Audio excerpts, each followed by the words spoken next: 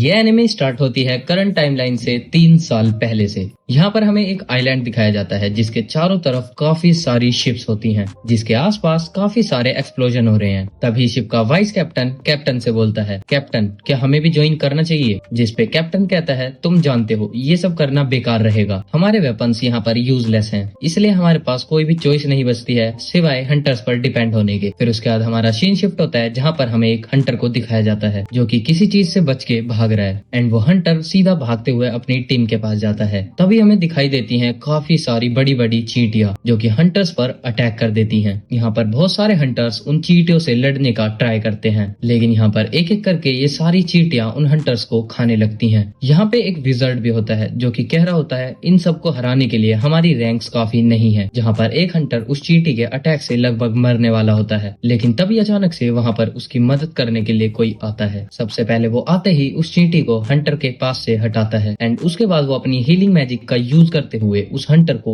1 second के अंदर heal कर देता है। जहाँ पे वो हंटर अभी मरने ही वाला था वो भी अचानक से हैरान हो जाता है, लेकिन तभी वो हंटर नोटिस करता है चींटियों का सारा ग्रुप उन पर अटैक करने वाले होते हैं। लेकिन तभी यहाँ पर एक फूकी नाम का हंटर अपनी एबिलिटीज को यूज करके उन चींटियों को शॉक कर देता है। उसके बाद फूकी एक बिग टाइगर नाम के हंटर को बुलाता है। अब यहाँ पर फूकी और बिग टाइगर दोनों मिलके उन चींटियों को मार रहे होते हैं, और साइड में खड़े बाकी सभी हंटर्स बोल रहे होते हैं, फाइनली एस रैंक के हंटर्स यहाँ पर आ चुके हैं। यहाँ पे हमें पता चलता है जो हीलिंग मैजिक का यूज कर रहा है उस हंटर का नाम है मिनोबे। फूगी मिनोबे से कहता है, तुम तो काफी फास्ट भागते हो। जिसपे मिनोबे कहता है कि मेरे से जितना हो सके मैं उतने ज्यादा लोगों की मदद करना चाहता हूँ, और वैसे भी मुझे पूरा भरोसा था कि तुम दोनों मिलकर मुझे बचा लोगे। तभी इनको यहाँ पर किसी के चिल्लाने की आवाज सुनाई देती है। तभी हमें यहाँ पर दिखाया जाता है कि इनके पीछे एक बहुत बड़ी व्हाइट कलर की चींटी खड़ी होती है। फूकी उसे देखने के बाद बोलता है, क्या ये बॉस है? वैसे इसको देखकर लग तो नहीं रहा। जहाँ टाइगर कहता है, मुझे लगता है ये चींटियों के ग्रुप का लीडर है। उसके बाद टाइगर मिनोबे से कहता है, मिनोबे तुम इन सब हंटर्स का ध्यान रखना। उसके बाद टाइगर और फूकी उस पर अटैक करने के लिए चले जाते हैं। टाइगर सबसे पहले जाते ही उस चींटी का मुंह पकड़ लेता है। उसके बाद फूकी अचानक से आता है और उस चींटी के ऊपर एक लाइटनिंग अटैक कर देता है, और उस लाइटनिंग की वजह से इस चींटी को काफी ज्यादा बड़ा शॉक लगता है, जिसे देखने के बाद टाइगर उसके कुछ बॉडी पार्ट्स निकाल लेता है। ऐसा होते ही वो चींटी टाइगर को पीछे धकेल देती है, बट फाइनली यहाँ पर टाइगर अपनी एक एबिलिटी का यूज करता है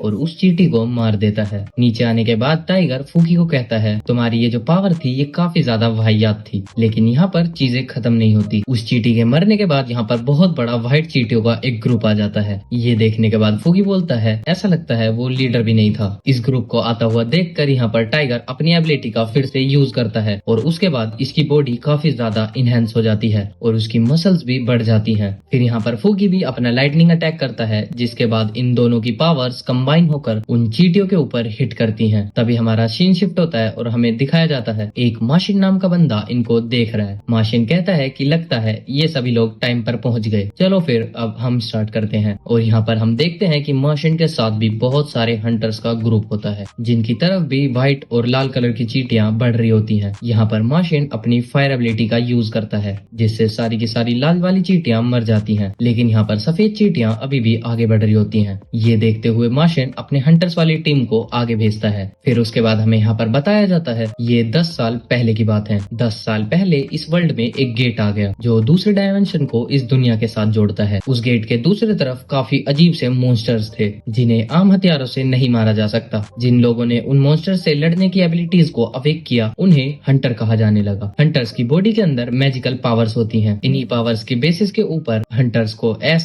A, B, C, D और E क्लास की रैंकिंग मिलती है। लेकिन कुछ लोग ऐसे भी होते हैं जो कितना भी ट्राई कर लें उनकी एबिलिटीज कभी भी नहीं बढ़ती। अब उसके बाद सारी कहानी हमारी प्रेजेंट में आ जाती है, जहाँ पर कंस्ट्रक्शन साइट पर एक कॉफी वाला दूसरे आदमी को कॉफी देते हुए बोलता है, आज की रेड के लिए आपको गुड लक। इस हंटर का नाम है नोबो हारू माशिमा, जो उस कॉफी वाले को थैंक यू बोलता है। तभी माशिमा का यहाँ पर एक दोस्त आता है। इस आदमी का नाम है शिंटा। माशिमा उसे कहता है, क्या हुआ शिंटा? मुझे तो लगा था कि तुमने हंटर की जॉब छोड़ दी। जहाँ शिंटा उसे बताता है कि उसकी बीवी को एक और बच्चा होने वाला है। माशिमा उससे कहता है अच्छा, अगर हम सक्सेसफुली रेड करें तो हम बहुत ज्यादा पैसे कमा सकते हैं। जहाँ फिर शिंटा बोलता है मुझे नहीं लगता माशिमा कि मैं तुम्हारे लेवल का हूँ और मैं वैसे भी ज्यादा स्ट्रॉन्ग नहीं हूँ। फिर उसके बाद यहाँ पर एंट्री होती है अपने मेन हीरो की, जिसका नाम है संग जिन वू। संग के वहाँ आते ही सभी उसको हाय हेलो गुड मॉर्निंग करने लगते हैं। संग जिसके रिप्लाई में कहता है आप सबको देखकर खुशी हुई। तभी माशिमा संग को पूछता है और बताओ तुम अच्छे से खा भी रहे हो संग? जिसके रिप्लाई में संग कहता है आप मेरी चिंता मत करिए। ये देखने के बाद शिंटा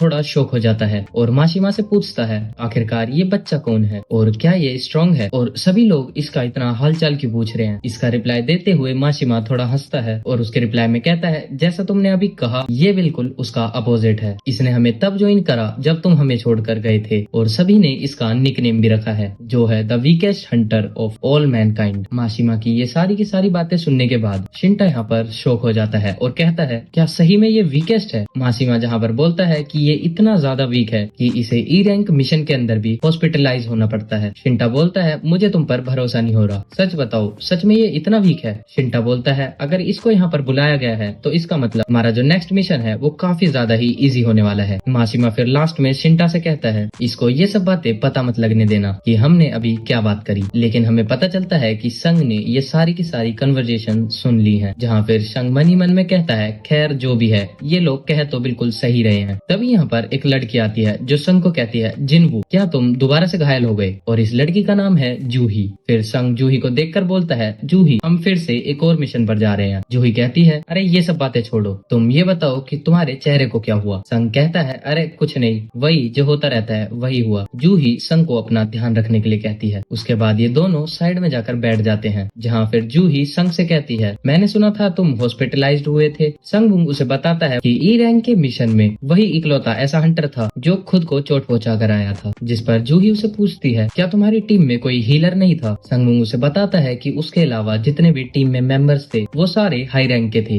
इसीलिए वो अपने साथ किसी भी हीलर को नहीं लेकर गए थे। इस बात पर जूही गुस्सा होकर बोलती है ऐसा वो कैसे कर सकते हैं, किसी को भी हीलर की जरूरत कभी भी पड़ सकती है। संगमुंग कहता है कोई बात नहीं, मैं ही ज्यादा वीक हूँ इसीलिए मुझे इसकी आदत है। इसके बाद संगमुंग वहाँ से चला जाता है क्योंकि इनके मिशन का टाइम हो चुका है। यहाँ पर एक आदमी है जो सबसे कहता है मुझे ये बताने में काफी ज्यादा खुशी हो रही है कि इस रेड के अंदर मैं आपका कैप्टन हूँ और मेरा नाम है सोंग चियोल और मुझे आप सभी से मिलकर अच्छा लगा। सभी हंटर्स फिर सोंग को कहते हैं आप शायद हायर रैंक के एक हंटर होंगे इसीलिए आपको कैप्टन बनाकर हमें अच्छा लग रहा है। सोंग को देखने के बाद संग कहता है आपको देखकर अच्छा लगा। उसके बाद सोंग भी उसको ग्रीट करता है और कहता है चलो फिर सब तैयार होना। जिसके बाद ये सारे लोग गेट के अंदर जाने लगते हैं। अंदर जाते हुए माशिमा संग को कहता है हमारे साथ रहना संग। फिर जूही भी कहती है हम अपना बेस्ट करेंगे और इतना कहते ही वो भी गेट के अंदर चली जाती है। यहाँ पर संग अपनी एक नाइफ निकालता है एंड हमें पता लगता है कि उसके पास एक लौता वेपन है जिसके अंदर थोड़ी बहुत मैजिकल पावर्स है। जहाँ पर फिर वो ये भी कहता है कि मेरी इनकम इतनी ज्यादा कम है बस मैं यही नाइफ अफोर्ड कर पाया, लेकिन कुछ ना होने से अच्छा तो यही है। जिसके बाद वो भी फुल कॉन्फिडेंस के साथ गेट के अंदर घुसता है। जिसके बाद हमारा सीन शिफ्ट होता है एक ऑफिस पर, जहाँ पर एक आदमी अपने प्रेसिडेंट से कहता है कि आपकी मीटिंग गवर्नमेंट के साथ कैसी रही? जिसपे प्रेसिडेंट कहता है कि गवर्नमेंट वाले सिर्फ एक ही बात कह रहे हैं, वो चाहते हैं कि हम डंजन्स में लगातार जाते रहें और जितनी भी चीजें हमें डंजन से मिल रही हैं हम सारी की सारी उन्हें सप्लाई करते रहें। लेकिन अगर देखा जाए तो वो लोग कुछ गलत भी नहीं कह रहे, हम बस डंजन की चीजों को ही बेचकर पैसा कमाए जा रहे हैं। तभी वो प्रेसिडेंट अपनी ड्रॉर में से एक चीज निकालता है और कहता है ये है वो क्रिस्टल जो मैजिकल बीस्ट को मार के मिलते हैं। इन्हें मैजिक जेम्स कहा जाता है एंड इनको बेचा भी जा सकता है। जहाँ पर फिर हमें अगले सीन में दिखाया जाता है कि संग के हाथ में भी एक क्रिस्टल है, लेकिन उसी के साथ साथ उसके हाथ पर खून भी लगा हुआ है। संग फिर खुद से कहता है कि फाइनली मैंने एक जेम ले ही लिया। बट सडनली यहाँ पर एक गोब्लिन संग के ऊपर अटैक कर देता है। जैसे ही संग अपने नाइफ के साथ गोब्लिन पर अटैक करने वाला होता है तब उसकी नाइफ ही टूट जाती है। जिसके बाद गोब्लिन संग के पेट में तलवार घुसा देता है। तभी वहाँ पर फिर शिंटा आ जाता है और उस गोब्लिन को मार देता है। शिंटा कहता है अगले मैजिक बीस्ट को मैं मारूंगा। जिसके बाद वो जूही को संग को हील करने के लिए कहता है एंड वो वहाँ से चला जाता है। फिर जूही संग को हील कर रही होती है और संग लेटे लेटे देख रहा होता है कैसे बाकी के हंटर्स मॉन्स्टर से लड़ाई कर रहे हैं। जिसके बाद सीन दोबारा से शिफ्ट होता है प्रेसिडेंट ऑफिस में। यहाँ पे प्रेसिडेंट बताता है कि जो मैजिक जेम्स फायर बीस्ट के मॉन्स्टर को मार के निकाले जाते हैं उनसे और भी ज्यादा खतरनाक वेपन्स बना सकते हैं जिनसे और भी ज्यादा स्ट्रॉन्ग मैजिकल बीस्ट को मारा जा सकता है। वैसे जो डंजन्स के अंदर माना क्रिस्टल्स पाए जाते जाते हैं उनके भी वेपन्स बनाए जा सकते हैं, लेकिन वो ज्यादा इफेक्टिव नहीं होते। लेकिन गवर्नमेंट इन माना जेम्स का यूज नई टाइप के एनर्जी के लिए करना चाहती है, क्योंकि ये न्यूक्लियर पावर से काफी ज्यादा सेफ है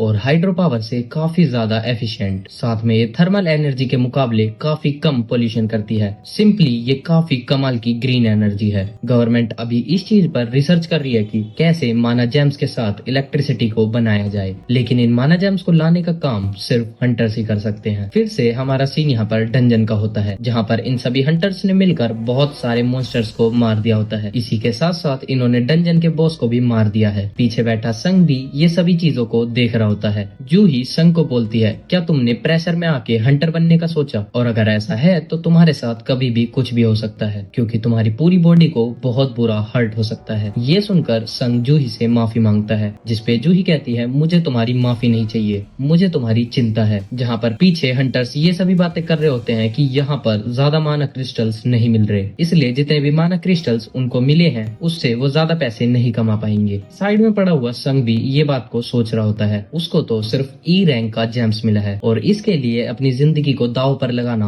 होशियारी की बात बिल्कुल भी नहीं है। तभी यहाँ पर अचानक एक आदमी के चिल्लाने की आवाज आती है, जो कहता है, सभी लोग इधर देखो। फिर सभी के सभी हंटर्स उसके ऊपर ध्यान देते हैं और उन्हें दिखता है कि यहाँ पर एक बहुत गहरी टनल है। वो सोचते हैं, क्या ये एक डबल डंजन है? वो लोग ये बात कर रहे होते हैं कि हमने बॉस को डिफीट कर दिया है, लेकिन ये डंजन अभी तक बंद नहीं हुआ है। तभी यहाँ पर खड़ी एक लड़की कहती है, हाँ मुझे भी ये चीज देखकर काफी ज्यादा अजीब लग रहा है। माशिमा और शिंटा ये सोचकर खुश हो रहे होते हैं कि अब वो और भी ज्यादा पैसा कमा पाएंगे। जहाँ पर फिर कैप्टन बोलता है, हमें ऐसी सिचुएशन में हंटर्स अकेडमी को इसके बारे में बताना चाहिए। शिंटे कहता है, नहीं, अगर हम ऐसा करेंगे तो हमारे बाद आए हुए हंटर्स इस चीज का फायदा उठा लेंगे, और वैसे भी ये एक डी रैंक का डंजन है, इसके अंदर हम आराम से जा सकते हैं। माशिमा भी कहता है, शिंटा की वाइफ प्रेग्नेंट है और खुद देखो हमें कितने कम जेम्स मिले हैं। कैप्टन सोन कहता है, ऐसा करना डेंजरस हो सकता है, इसलिए हम यहाँ पर वोटिंग करेंगे। फिर यहाँ पर वोटिंग होती है और इस वोटिंग में 6 लोग हाँ करते हैं और 6 लोग ना करते हैं। और यहाँ पर संघ ने अभी तक वोटिंग नहीं करी है, तो अब सब कुछ संघ के ऊपर डिपेंड करता है। उसके बाद संघ यहाँ पर बोलता है, उसके लिए डी रैंक के डंजन्स बहुत ज्यादा खतरनाक हो सकते हैं, लेकिन वो ये भी सोचता है कि उसके फादर अभी तक मिसिंग है और वही इकलौता है जो अभी उसके घर में पैसा कमाता है, और इसी के साथ साथ उसे अपनी मॉम के हॉस्पिटल के खर्चों को भी उठाना है। और उसी के साथ उसकी एक बहन भी है जो अभी कॉलेज में पढ़ाई करती है, इसीलिए उसको पैसों की बहुत ज्यादा जरूरत है। इसीलिए संघ यहाँ पर ये चीज डिसाइड करता है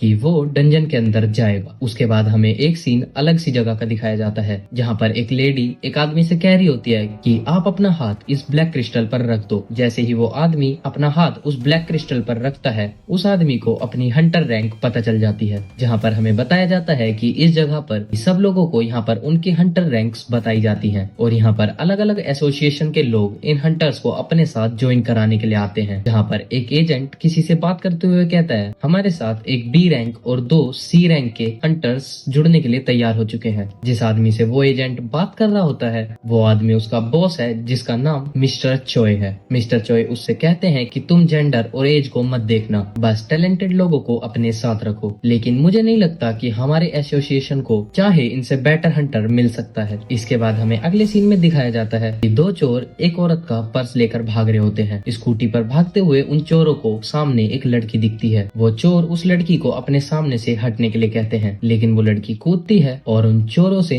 पर्स छीन लेती है। जिस औरत का पर्स चोरी हुआ था, वो औरत उस लड़की के पास आती है और उस लड़की से अपना पर्स लेके उसे थैंक यू बोलती है। और इसी लड़की का नाम चाहे हिन है। चाहे को देखकर उसके आसपास लोगों की भीड़ जमा हो जाती है। चाहे एक एस रैंक हंटर है और वो दिखने में काफी ज्यादा क्यूट भी है, इसलिए उसके फैंस भी बहुत ज्यादा हैं। लोगों की इतनी सारी भीड़ देखने के बाद चाहे वहाँ से कूदते कूदते चली जाती है। फिर अगला सीन वापस से डंजन का होता है, जहाँ पर हंटर बात कर रहे होते हैं, बहुत टाइम हो गया लेकिन तब से अब तक हम इस केव में ही घूमे जा रहे हैं, और यहाँ पर इनको घूमते घूमते टोटल 40 मिनट हो चुके हैं। और वो जो गेट है वो बॉस को मारने के 1 घंटे बाद बंद हो जाता है, और इसीलिए अब इनके पास सिर्फ 20 मिनट ही बचे हुए हैं। यहाँ पर संग जूही से कहता है, मुझे माफ कर देना, मेरी वजह से तुम्हें भी यहाँ पर आना पड़ा। जिसपे जूही कहती है, अरे कोई बात नहीं। फिर संग उससे कहता है, क्या तुम्हें सच में बुरा नहीं लग रहा? ये सुनकर फिर जूही संग पर चिल्लाते आती है और बोलती है तुम उस गोबलिन से मर भी सकते थे और मैं अपनी हीलिंग का यूज करके तुम्हें बहुत मुश्किल से ही बचा पा रही हूँ। वैसे भी तुमने यहाँ पर आने के लिए हाँ क्यों करी। फिर संगवू यहाँ पर जूही से माफी मांगता है और मन ही मन में सोचता है बी रैंक हंटर जूही, इसी की वजह से मैं हर बार बच पाता हूँ। फिर यहाँ पर जूही कहती है अगर तुम्हें माफी ही मांगनी है तो तुम मुझे अगली बार खाना खिला देना। ये सुनकर संगवू थोड़ा चौंक जाता है, जिसे देखकर फिर जूही कहती है क्या हुआ, तुम्हें मेरे साथ खाना खाना पसंद नहीं है क्या। यहाँ पर संग जूही से कुछ कहने ही वाला होता है, लेकिन तभी उसे आवाज आती है हम पहुँच गए, यही है बॉस रूम। यहाँ पर उन्हें दिखता है कि यहाँ एक बहुत बड़ा सा दरवाजा है। उस दरवाजे को देखने के बाद सभी हंटर्स कहते हैं कि इतना बड़ा दरवाजा यहाँ पर क्या कर रहा है। जहाँ माशिमा और शिंटा कहते हैं हम तो इस दरवाजे के अंदर जाएंगे क्योंकि हम खाली हाथ वापस नहीं जा सकते, और सॉन्ग की तरफ देखकर कहते हैं क्यों ये सही रहेगा ना कैप्टन, और इस बात पर सॉन्ग भी राजी हो जाता है। फिर अगले सीन में हमें एक मीटिंग दिखाई जाती है जहाँ पर हमें पता चलता है कि प्रेसिडेंट का नाम गो गुन हे है और ये हंटर एसोसिएशन के प्रेसिडेंट हैं। वो यहाँ पर ये कह रहे होते हैं कि मुझे आशा है कि आप में से कुछ लोग आगे चलकर हंटर्स बनेंगे, और वो सभी को बताते हैं कि ये पोर्टल्स पिछले 10 साल से यहीं पर हैं और अभी भी डंजन्स के अंदर बहुत सारी मिस्ट्रीज हैं जो कि अभी तक अनसॉल्व्ड हैं। हंटर बनना एक बहुत खतरनाक काम है, इसीलिए इस प्रोफेशन में सरवाइव करने का एक ही रोल है, हमेशा सावधान रहो। इसके बाद फिर से अगला सीन डंजन का होता है जहाँ पर हंटर्स ने इस गेट को खोल दिया है। उस गेट को खुलने के बाद बहुत सारी ब्लू फ्लेम्स जलने लगती हैं, जिसे देखने के बाद सभी लोग कहते हैं ये जगह तो बड़ी कमाल की है, और इस टाइप के डंजन में वो पहली बार आए हैं। उन हंटर्स को वहाँ पर बहुत बड़े बड़े स्टैचूज दिखते हैं और इन स्टैचूज में से बहुत सारे स्टैचूज ने म्यूजिकल इंस्ट्रूमेंट पकड़ रखे हैं। उसके बाद यहाँ पर संग की नजर एक स्टैचू पर जाती है, जिसे देखकर वो कहता है कि ये स्टैचू सभी स्टैचू से काफी ज्यादा बड़ा है। उसके बाद वो सभी हंटर्स मैजिक बीस्ट को ढूंढने की कोशिश करने लगते हैं, लेकिन उन हंटर्स को एक भी मैजिक बीस्ट दिखाई नहीं देता। तभी यहाँ पर कैप्टन सोंग एक चीज नोटिस करता है, वो देखता है कि जमीन पर एक मैजिक सर्कल बना हुआ है। तभी एक हंटर कैप्टन सोंग को बुलाकर कहता है यहाँ पर एक अजीब सी भाषा लिख रखी है कैप्टन सोंग। जैसे ही कैप्टन सोंग उसे देखता है वो बोलता है इस पर कार्डनैन टेम्पल के रूल लिखे हुए हैं। सबसे पहला रूल है गॉड की पूजा करो, दूसरा रूल गॉड को प्रेज करो, तीसरा रूल है गॉड पर भरोसा रखो। दूसरी तरफ जूही संग से कहती है ये जो सबसे बड़ा स्टैचू है इसकी अभी आंख हिली थी और ये हमें ही देख रहा था, जिसपे संग कहता है नहीं ऐसा नहीं है, शायद तुम्हें कोई वहम हुआ होगा। साथ ही साथ कैप्टन सोंग चौथा रूल बोलता है जो भी इन रूल्स को नहीं मानेगा वो यहाँ से जिंदा वापस नहीं जा पाएगा। तभी यहाँ पर वो दरवाजे बंद हो जाते हैं जहाँ से वो सभी हंटर्स अंदर घुसे थे, और इस चीज को देखकर सभी डर जाते हैं। यहाँ पर फिर एक हंटर बहुत ज्यादा गुस्से में कहता है इसीलिए मैं यहाँ पर नहीं आना चाहता था, मुझे पता था यहाँ पर कुछ मिलने वाला नहीं है, और वो हंटर वहाँ से जाने लगता है। एंड जैसे ही वो हंटर गेट को छूता है गेट के पास खड़ा स्टैचू हिलता है और उस हंटर को आधा काट देता है। एंड जो अभी उस हंटर के साथ हुआ उसे देखकर बाकी के सभी हंटर्स शॉक हो जाते हैं और कुछ डर के मारे चिल्लाने लगते हैं। यहाँ पर शंग डर के मारे सोचने लगता है कि जो हंटर अभी मरा वो आखिरकार कौन सी रैंक का था, वो जो भी हो मुझसे तो बहुत ज्यादा ही स्ट्रॉन्ग था। साथ ही साथ हमें ये भी दिखाई देता है कि जिस स्टैचू ने उस हंटर को अभी मारा था वो वापस अपनी पोजीशन पर जाकर खड़ा हो जाता है, जहाँ पर संग ये सोचता है कि ये एक डी रैंक डंजन हो ही नहीं सकता। बट इन सब चीजों के बाद जैसे ही वो अपने पीछे उस बड़े से स्टैचू को देखता है वो स्टैचू भी अचानक से संगवू की आंखों में झांकता है, जिसे देखने के बाद संग बहुत ज्यादा डर जाता है। यहाँ पर संगवू अपने लाइफ के बारे में सोचता है, वो सोचता है कि वो कैसे पहले मिशन के अंदर ही अपनी टीम से बिछड़ गया था और उसके ऊपर अटैक हो गया था। इसी के साथ साथ एक बार ऐसा हुआ था कि वो लगभग मरने ही वाला था। वो बताता है कि हंटर्स मैजिक जेम का यूज वेपन्स खरीदने के लिए करते हैं जिससे कि वो मैजिक बीस्ट को मारकर और भी ज्यादा पैसे कमा पाए, लेकिन संग के पास ऐसा कुछ भी नहीं था। अगर उसकी नाइफ टूटी तो उसे अपने हाथों का यूज करना होगा। संग यहाँ तक इतना गरीब है